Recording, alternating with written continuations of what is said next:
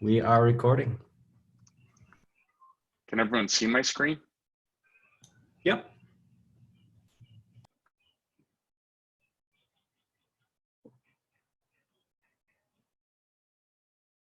Yeah. I'm trying to open it up just in my own browser, but you can go.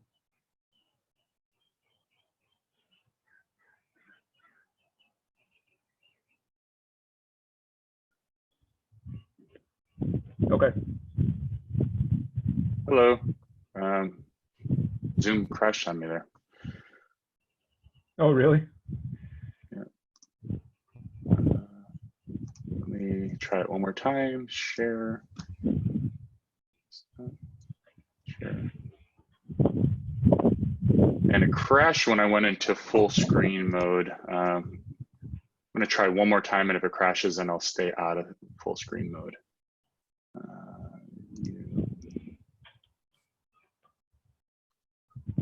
Can everyone still hear me and see my screen? Yep. All right. I think we got all the logistics taken care of. So I'm ready whenever everyone else is ready.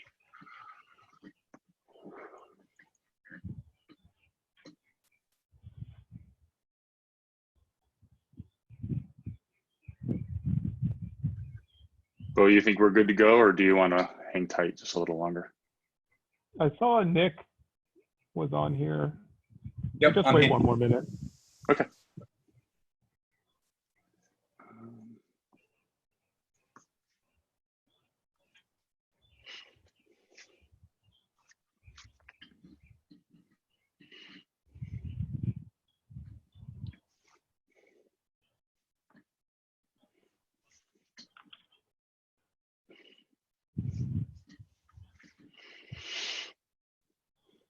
Okay, let's get started.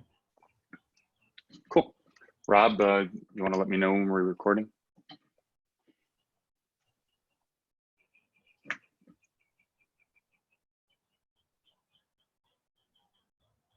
Rob, are you there?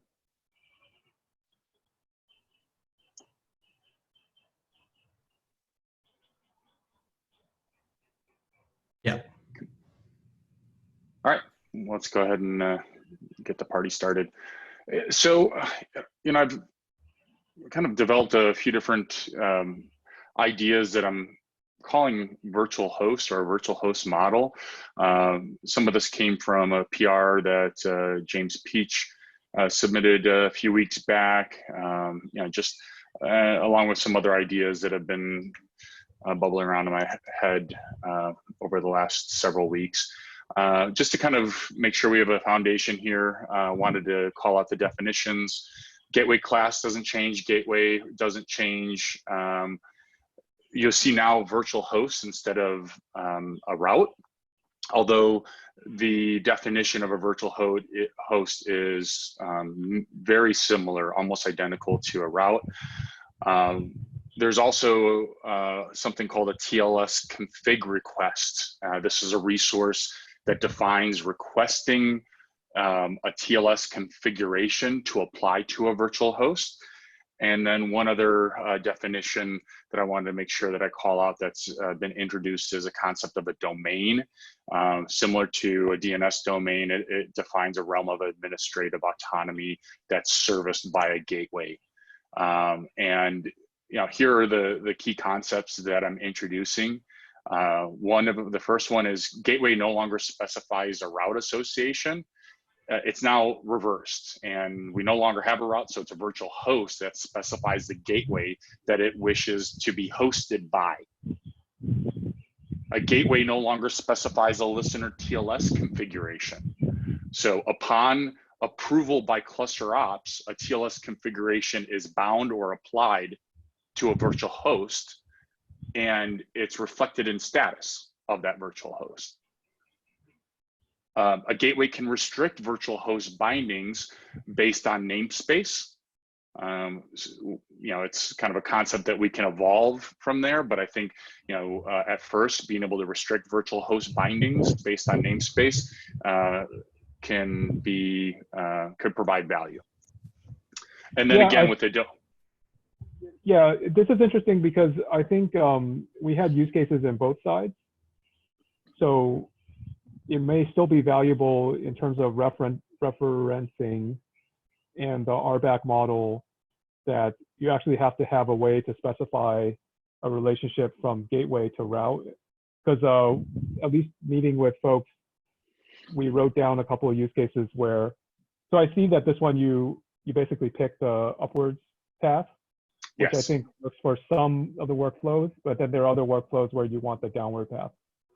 So Yeah, and so what I'd like to do is it's like we've kind of gone in different directions, right? We this kind of virtual host idea, we've done different issues and PRs, and then like last week I took all those and put them in a Google Doc, and now kind of what I'm trying to do with this presentation is take kind of those collection of ideas that are all kind of applicable to one another and kind of surface up to this virtual host concept, right. and present them, share them, let's discuss them, let's kind of look at different No, concepts of it.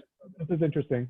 Yeah, and then remember, Bowie, the idea is then take those kind of areas and break those down and say, okay, let's move forward with this, that, or the other, and then we would tie those to the issue, to an issue, and the PR and all that kind of stuff. Yes. So the number 3, that's interesting because we had a meeting with Jordan, and I think Nick, you were there, and Rob, you were there, and basically in kind of discussing trying to wedge everything in an RBAC permission model versus doing things on a namespace. It was actually recommended to do things on a namespace. So it sort of aligns with just generally other discussions as well.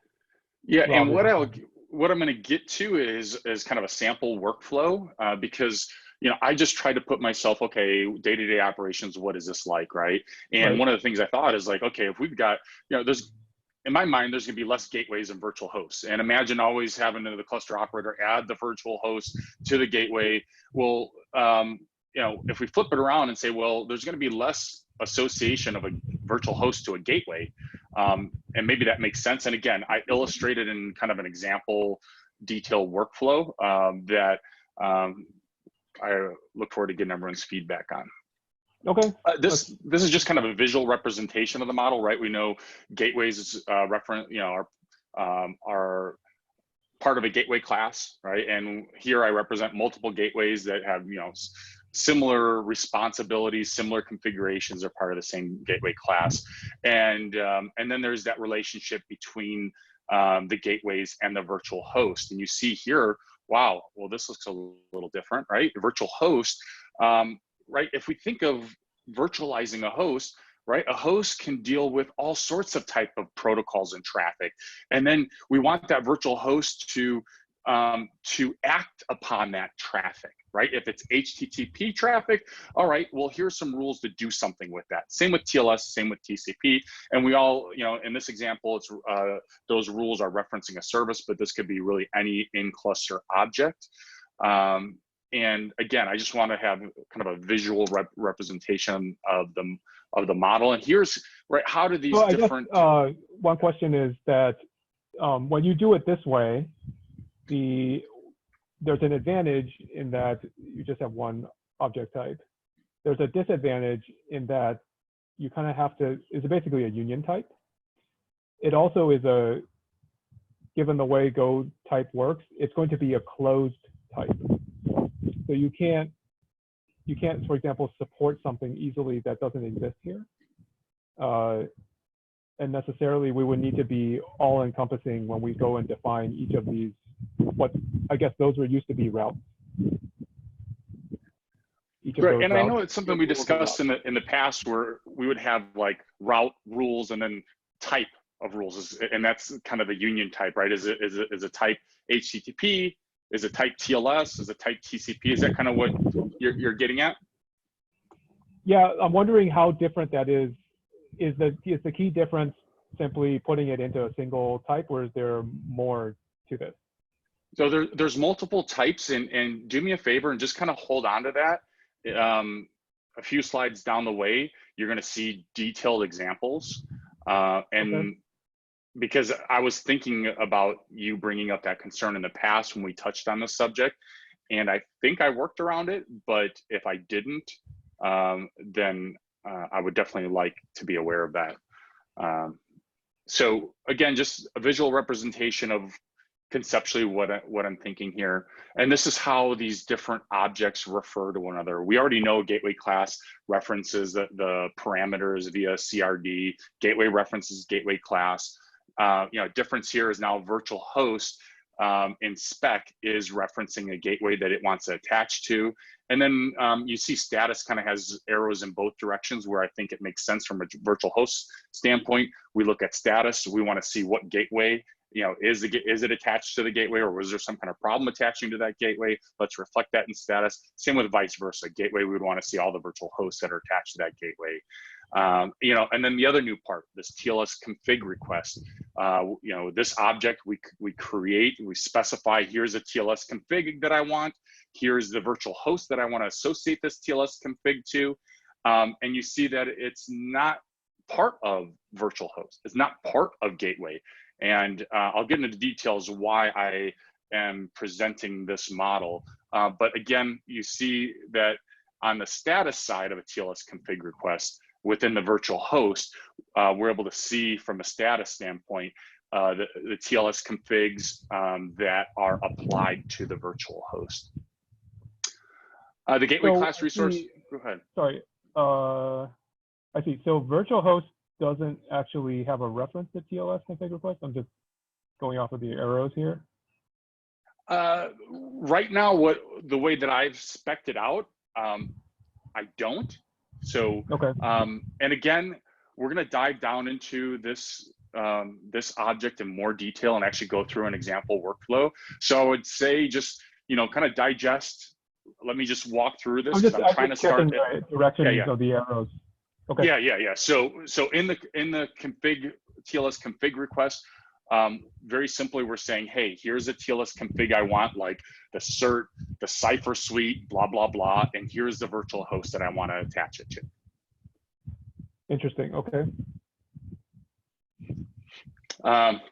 Gateway class resource doesn't change. In the back of my mind, I said, okay, is domain, this concept of a domain, is it applicable at a gateway class? Every time I think, I kind of, go ahead. Yeah, I agree. That is not the case. That is not the case. Yeah, Damien, so one question about domain is that, is it DNS domain or is it just an arbitrary string? Like, what is it? It is a string that's meant to represent domains that host names, virtual host names are part of. So, and I'm going to dive into it again here in a little more detail, is the reason that I introduced it. In the back of my mind, I was thinking, how do we prevent kind of host name conflict, right? Where virtual host A wants a.example.com, virtual host B wants a.example.com. How do we make sure that there's not that conflict there? And so this was just kind of an idea that I thought, okay, whenever a virtual host attaches to the gateway and the gateway says, okay, my domain or domains, one of my domains is example.com, all virtual hosts that attach to it have to be of example.com. So it is a DNS, like a wildcard, typically? Yes. And I think is such a thing. Yes. Okay. And my thinking is that we could include wildcards in the domain so that virtual hosts could be, right, foo.subdomain.example.com, right? And we specify the domain within the gateway as star.example.com. Whereas if we say, no, we only want host names of example.com, then we would specify example.com.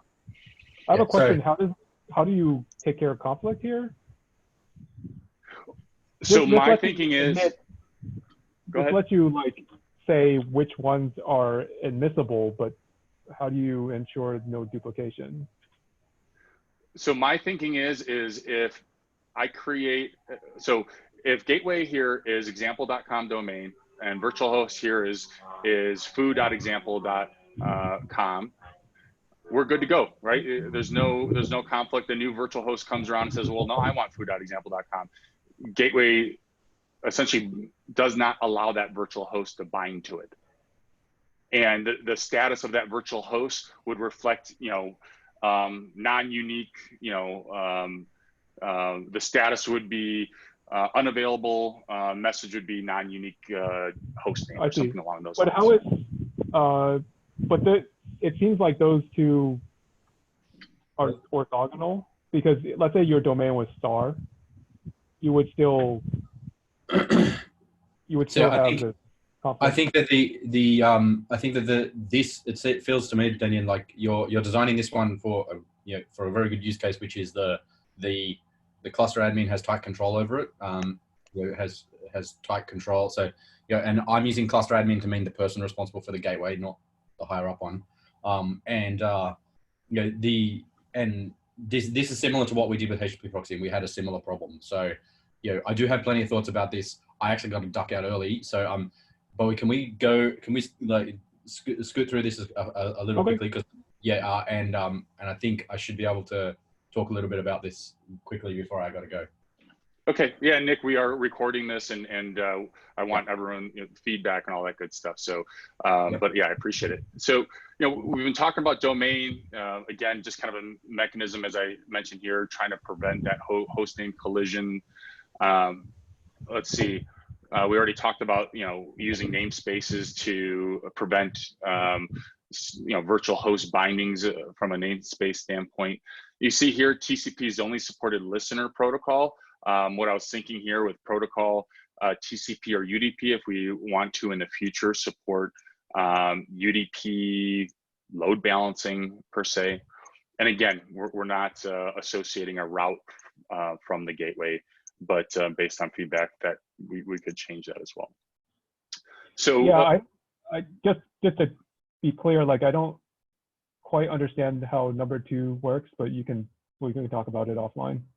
Yeah, we'll talk more about it. And again, these are I don't, maybe I missed something here. So yeah, we need to. This is just kind of to foster the discussion and dive down into some of these areas and refine them, remove them, what have you.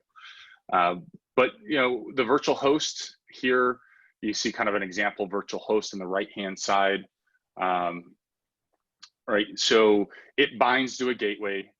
The host name must be within the gateway's domain, must be unique. Now, a virtual host has one or more protocol specific rules for manipulating and forwarding requests. Now, that's a little bit different than what we have currently, where routes are protocol specific. And here are kind of the example protocols. I'm curious, like what will be the difference apart from perhaps like schema that we're getting out of this?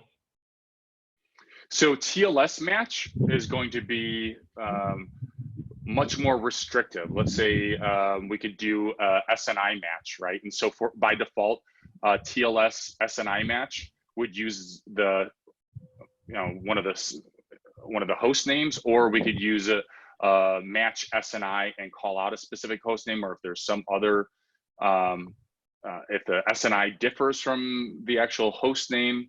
Whereas HTTP match, we're going to be able to match on headers, on path, on all sorts of stuff. TCP match, an example could be, hey, certain source IPs, I want to just do layer 4 load balancing, and based on a source IP range, I'm going to forward that TCP traffic to a specific backend. Right. I'm curious though, because you can do the same with the route, but for a per protocol. Now you've combined it into one. Is the desire to basically reject that whole virtual host if it's somehow invalid between the protocol statements? Because you can still have multiple virtual hosts. Like you can basically still produce the same kind of configuration from the previous schema by just having all your HTTP thing into one virtual host and then attaching a TLS into another virtual host and then the TCP into another virtual host and then binding all 3 to the same gateway. Yeah. I guess what I'm trying to get at is like, what is that thing that you got out of doing it this way?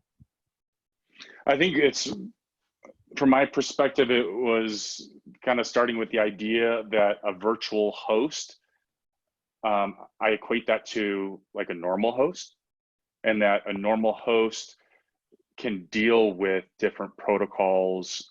So it's just kind of the mental model. When I think of a host, I don't think of a host as, oh, you only know one type of protocol.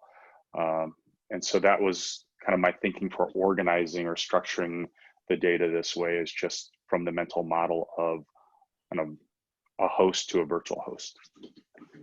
Yeah, like from a resource organization perspective, where we draw the boundaries can also depend on like how much independence we want in the evolution. So that's all. Like if we throw it all into one Uber object, then it makes it so that if you wanted to have your own type of protocol support, there's no obvious place to put it. Oh, yeah, I see.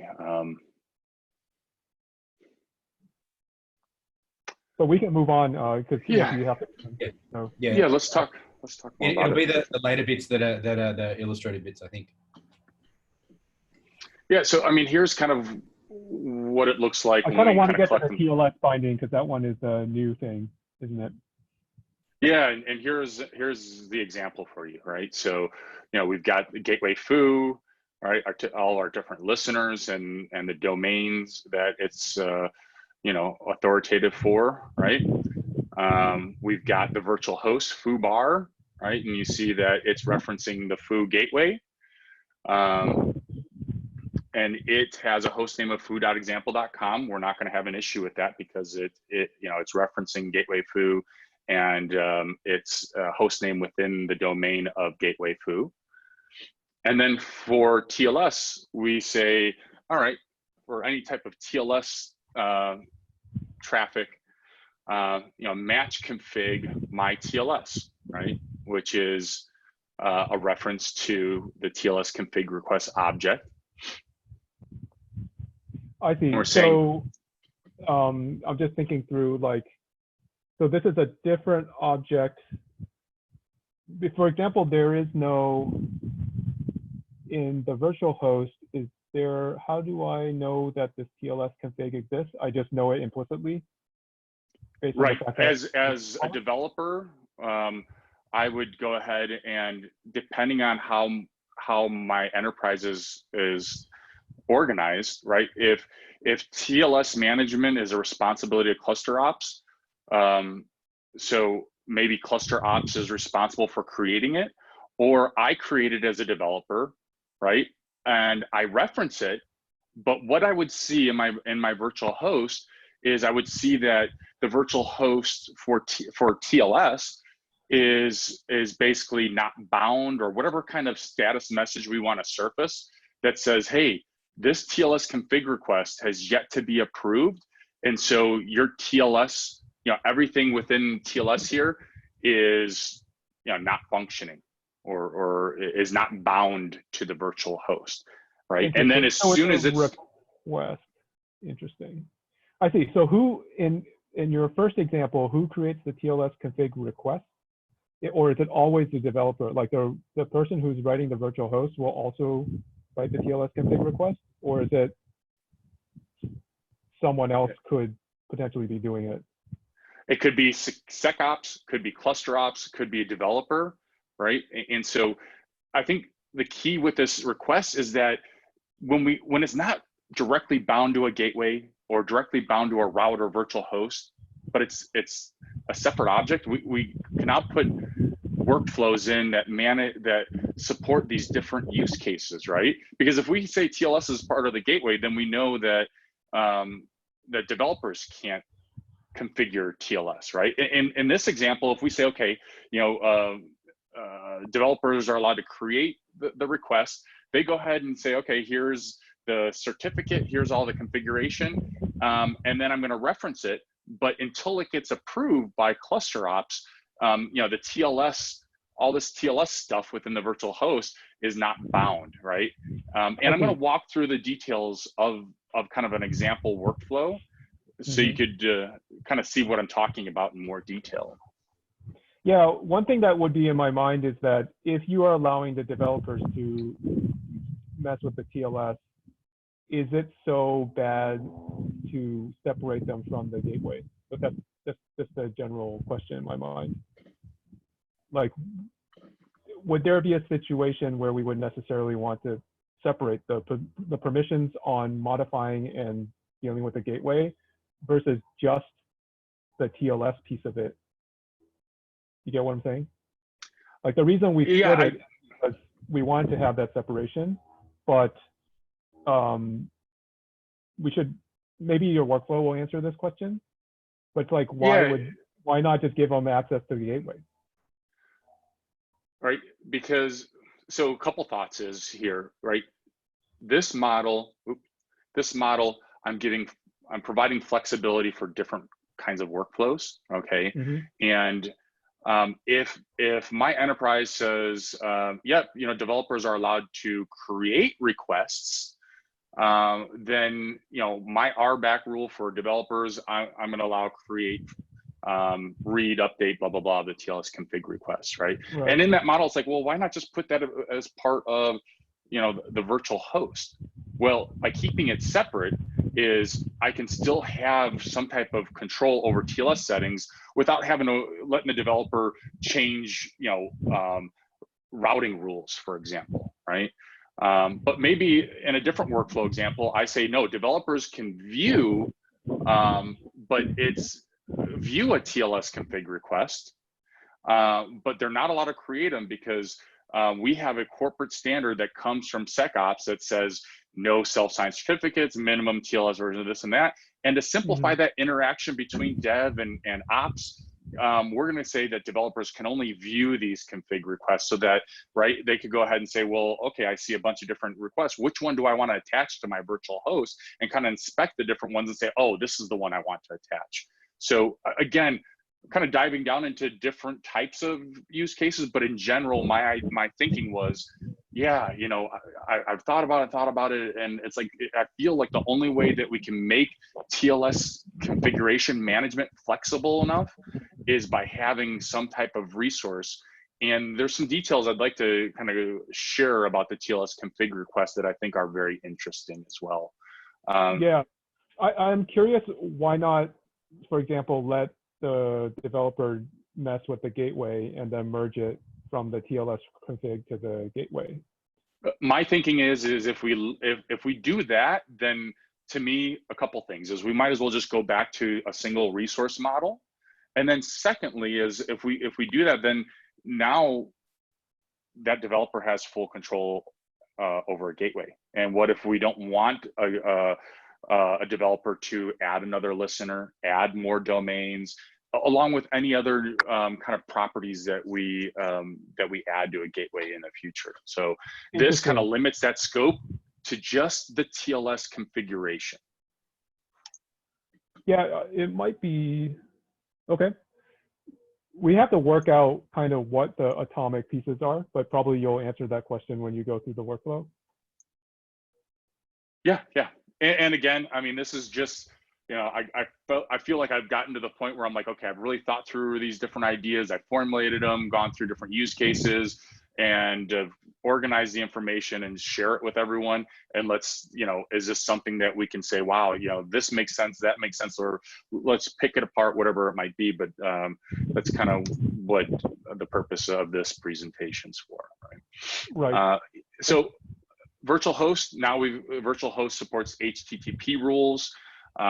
Here's kind of the details or an example, right, where we got the gateway on one hand, on the right side, the virtual host on the left. Very simple example, right, where we're saying, hey, I want to take any traffic for foo.example.com, go through the foo gateway, and if that traffic comes in via the insecure listener, so i.e. port 80, right, I'm going to match my path. If it's the my path, forward it over to my in-cluster service, my HTTP service. Pretty straightforward. In this example, I'm curious why we would make the user create one gateway just for TCP. Is it because they're sharing the same IP?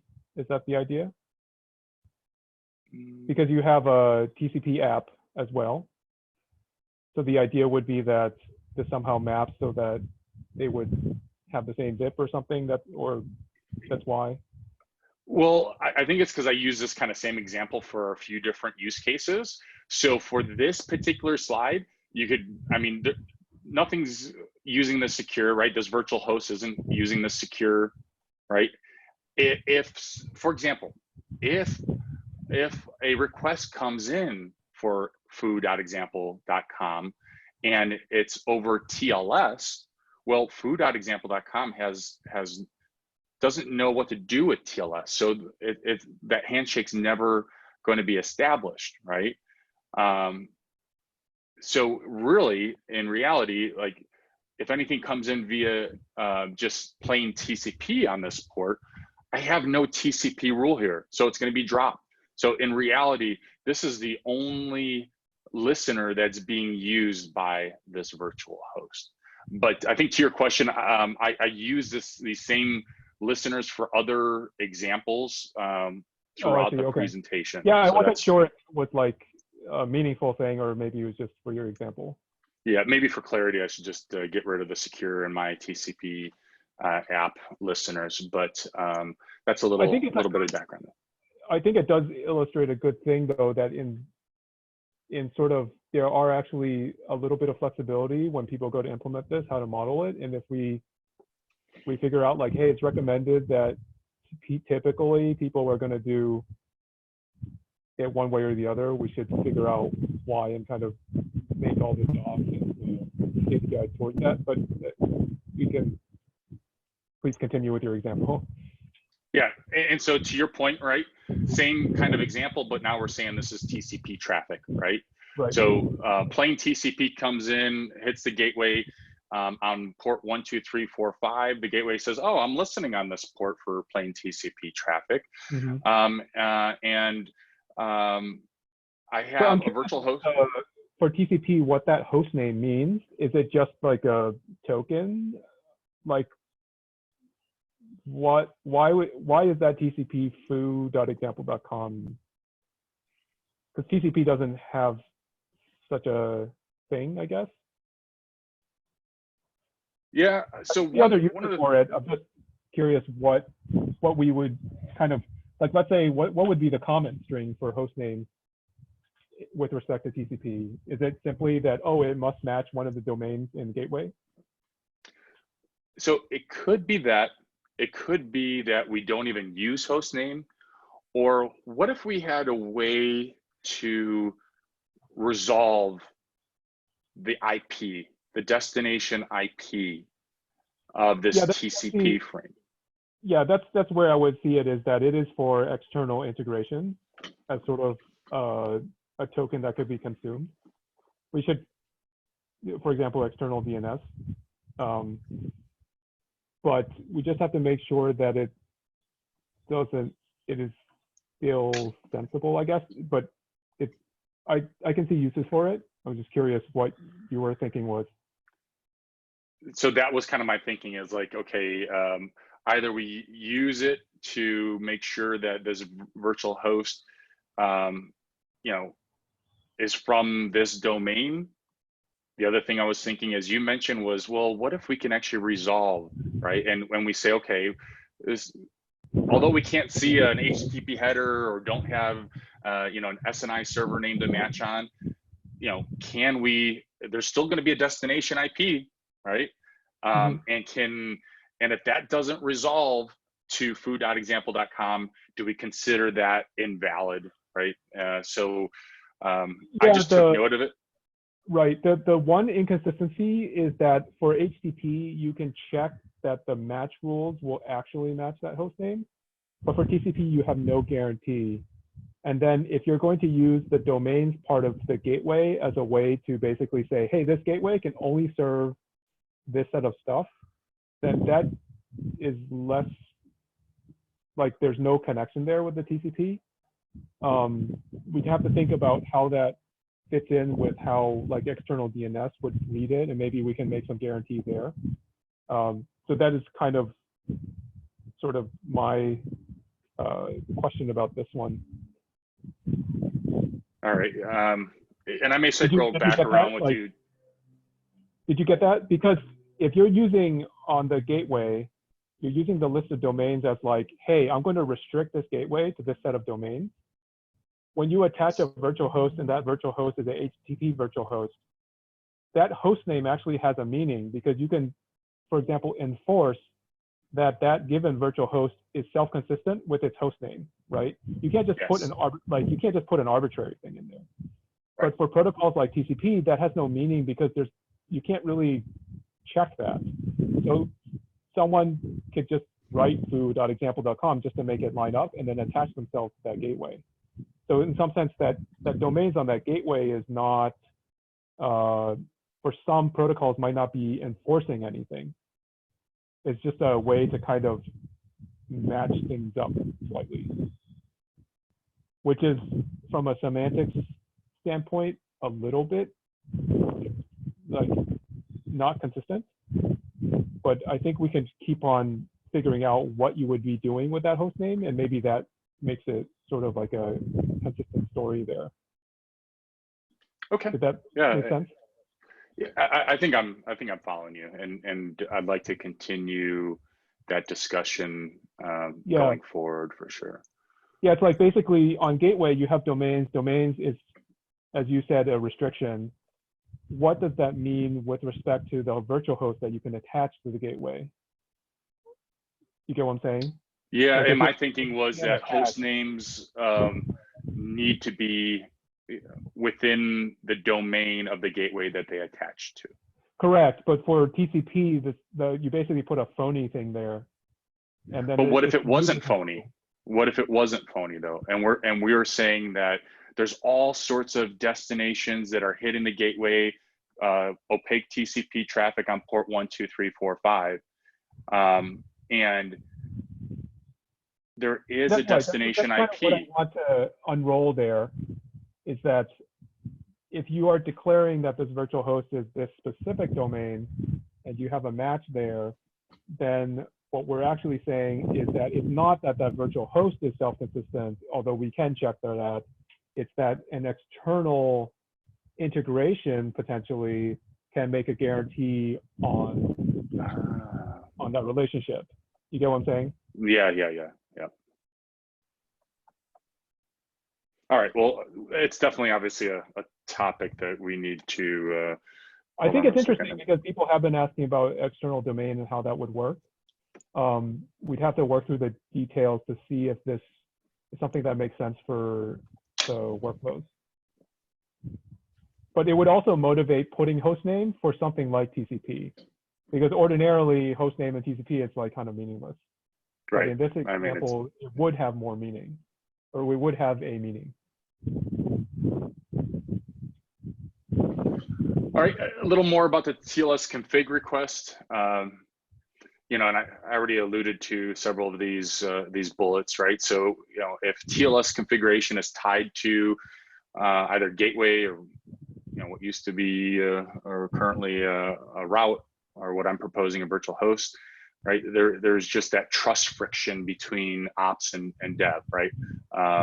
You know, or the other point is what we discussed earlier in the presentation is, right? To me is like if a dev is going to be able to configure a gateway, then to me we're back at square one and just having a single resource. And so that's still something that floats in the back of my mind. But I feel like, at least currently with what I've looked at, I think this TLS config request resource gives us this flexibility between dev and ops, and so we'll again go through an example workflow.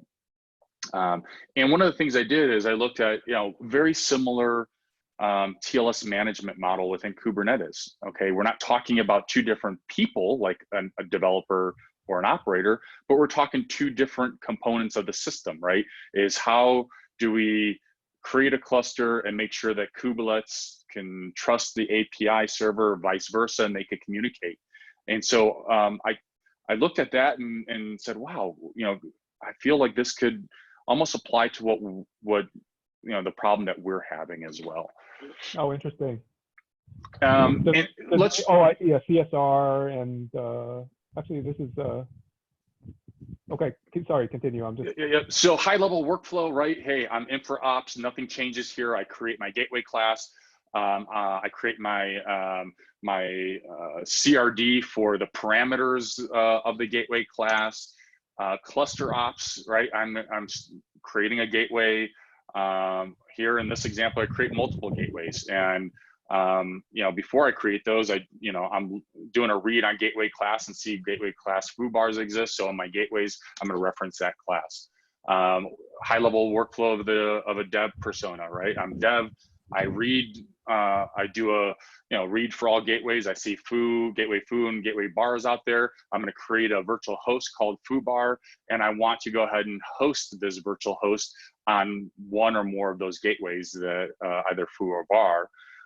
And this is a virtual host that is going to be listening for TLS connections, or the gateway actually listens for it, and the virtual host has a host that is going to process TLS. So in that regard, I need to create a TLS config request. I create it, and then based on approval, it gets applied to my virtual host foo bar. What does approval mean? Approval is someone with rights to approve. Request, what is it? Is it a spec? I guess, how is it like reflected? So it would be reflected in status, right? I see. And this is a high level workflow. My next step is a more detailed workflow, and let me know if this makes sense to you or not. Let's see here. So just a couple kind of points here is, right, cluster operator reviews a TLS request. Depending on, again, how things are organized for the customer, is maybe there's standard TLS configs that are created by cluster ops, and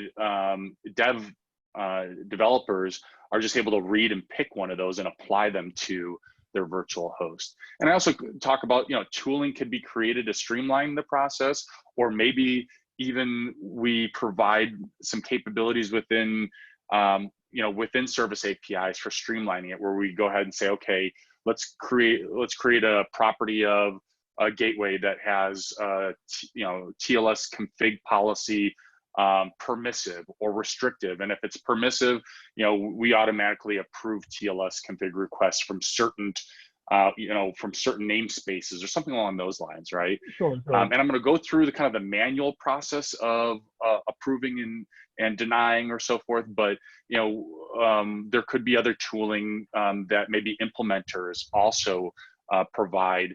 A controller that maybe will automatically approve, deny, and so on and so forth. And again, status is whether it's been approved, denied, or what have you, is surfaced in status.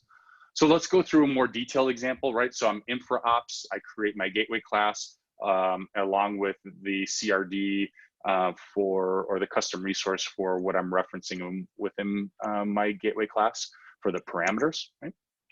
Gateway, I create. Yep.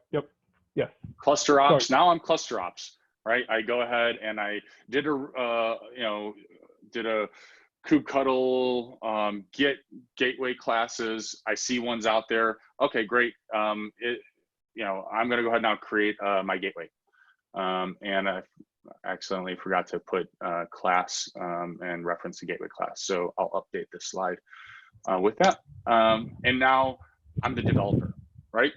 I'm the developer. I do kubectl get gateways, all namespaces. Oh, I see that the foo gateway is out there on namespace foo. I see the listeners and the ports and the domains, and I see that it's available. All right, I'm going to go ahead and create a TLS config request because my virtual host is going to have to process TLS connections, right? And so here's all the TLS information, the certificates, minimum version, termination policy, and the virtual host that I want to go ahead and apply this TLS configuration to. Here's the virtual host that I create, right? And you see that I do have a TLS configuration block there that specifies the TLS configuration. And quick question. Oh, I see. That's what my question about the arrow was, is actually the arrow is from VirtualHost to my TLS. Right, so we're referencing it in spec, right? And until the TLS configure request is approved, in status, we would see that, hey, some type of status message that gets surfaced that's saying, hey, TLS is inoperable because my TLS config has yet to be approved, right? The other key point of this is take a look at the TLS config. The termination policy is edge, right? And so because it's edge, this block basically says, okay, any TLS connection that comes through, I'm going to process it. It has termination edge. And so now I can deal with that connection as HTTP because I completed my handshake based on the certificate that was associated to this TLS config. And now I'm going to be dealing, since it's termination edge, I can deal with it as HTTP traffic. I'm going to match a particular path and then forward it onto a service within my cluster. That's an HTTP service. Oh, interesting. So you put also, interesting. Is there advantage to exposing it like this? I guess you could have TCP. Is that why you wanted to mix it up? Well, I have a TCP example for you too. So you would terminate TLS and then you would have a TCP block. Is that the idea? So in this example, right, after I go through and say, okay, it's TLS, I complete the TLS handshake, okay, great. And now I can, if I wanted to, match the path of that HTTP request. Is that correct? Yeah, it's an interesting way to do it. It's almost like giving people very atomic building blocks. What are you proposing to put inside the TLS block?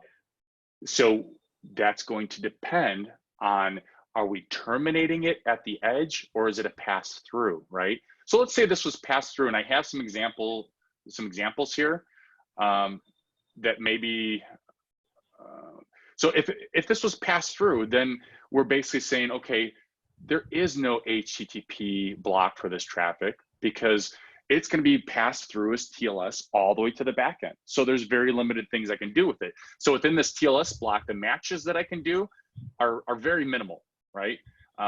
Maybe we expose a match SNI if we want to go ahead and specify which SNI server name that we're going to match on. This example is pretty easy because we only have a single host name. So by default, we're saying, hey, the SNI that we're looking for, the SNI server name is this host name. But we can match on that. There's very few things. And again, some of the examples I provide to help illustrate the idea. But in this example, I'm saying terminate it at the edge, right? Do the TLS handshake based on this configuration. And now that that's done, what do we want to do from an HTTP standpoint? We want to go ahead and say, oh, well, based on my path, forward it to this service, right? We could have other HTTP matches and do all the standard HTTP match filter action stuff. But let's just kind of let's keep rolling with this, right? So, okay.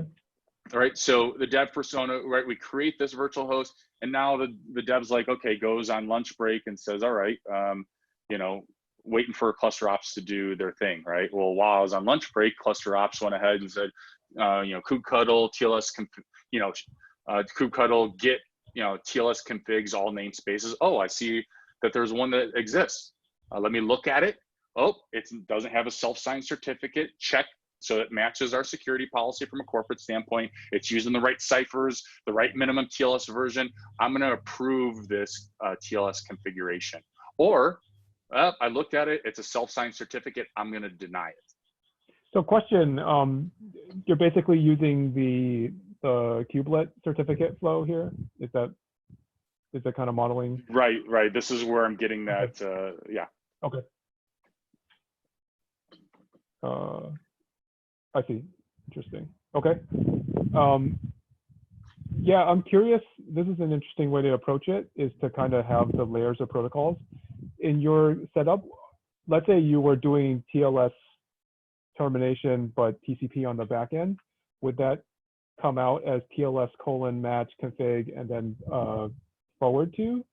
Or would it be TLS match config and then TCP forward to? Well, here's two examples for you, Bowie, right? So here's our gateway with a bunch of listeners, different ports, all TCP.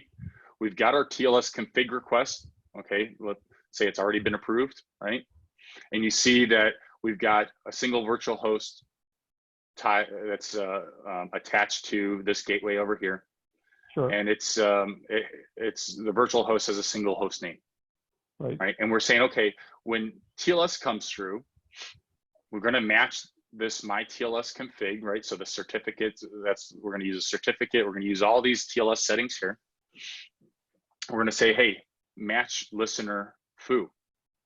That's going to be another match that we're going to do, right? And the reason being is because, I'm exposing foo.example.com on different ports. So I want to make sure that this block here, is for foo.example.com coming in off this foo listener, which is 443. Right. And now that I go ahead and take that traffic, all right, TLS is good to go. Now let's go ahead and match the HTTP path. All right, now we got another host though, and bar.example.com, all right?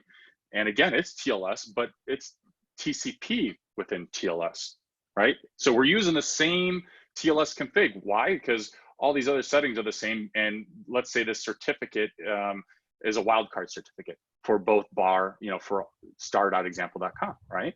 But I'm saying match listener bar, right? So TCP 44343 is coming in. It's going to match, here.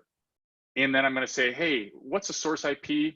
It's, from this 1110 CIDR block. All right, go ahead and forward it to my bar service.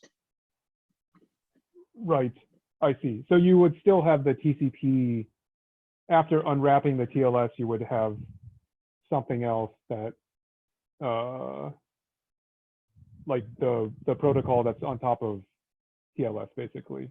Yeah, and if this was straight TCP that I'm expecting to come in on this bar listener, right, then I could just get rid of all this TLS here and just say, hey, TCP, do whatever match filter forward that I want to do, right? And obviously the TCP match filter forwards are, much less verbose than what we can do with HTTP.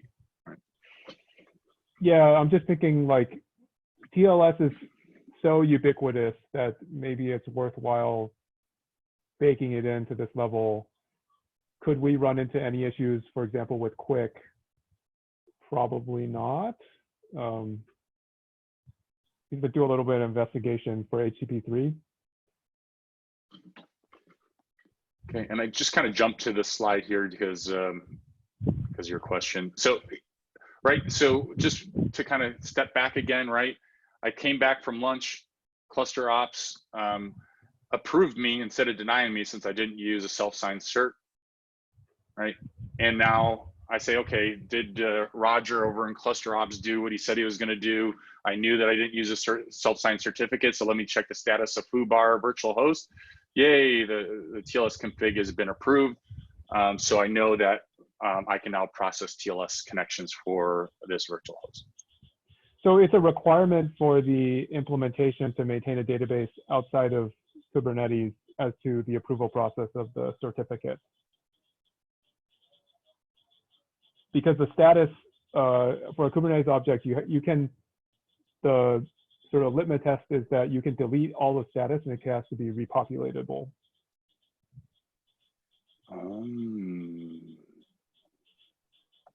I don't know how the kubelet approval works. I have to check how they resolve that issue or what they're doing there.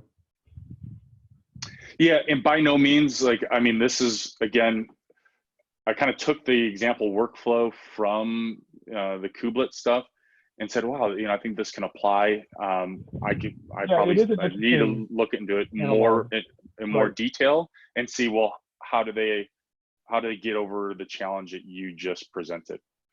Yeah. Because yeah, obviously we wouldn't want to have to deal with implementer is having a separate database. That's by no means what I want to do. And let me just make note of that so I can look into it further. I see. So this is basically the workflow is that either an automated process or someone is checking what certificates are attached separate than the permission simply to attach to a gateway.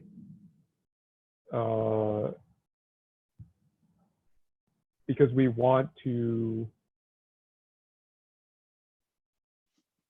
yeah, like the question in my mind is, would we want to, oh, the other thing that this does is lets you create something that you can reference.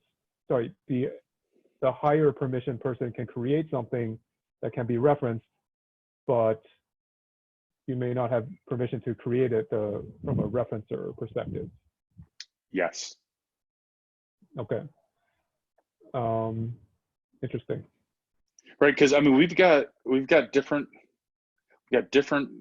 workflows that we need to support. Right, we need to support the simple mom and pop cluster where someone does it all.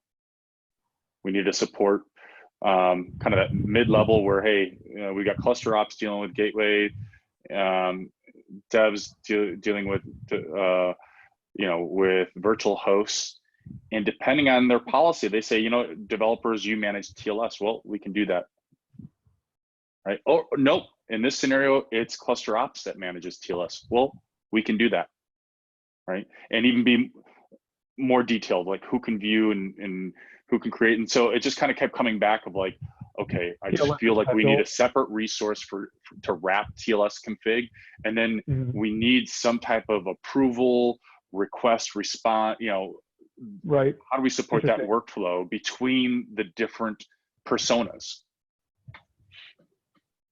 No, I think it's definitely an interesting thing that, especially given how it's basically the thing that we've been talking about for 3 weeks, the importance of it might warrant its own sort of like specialized treatment for sure.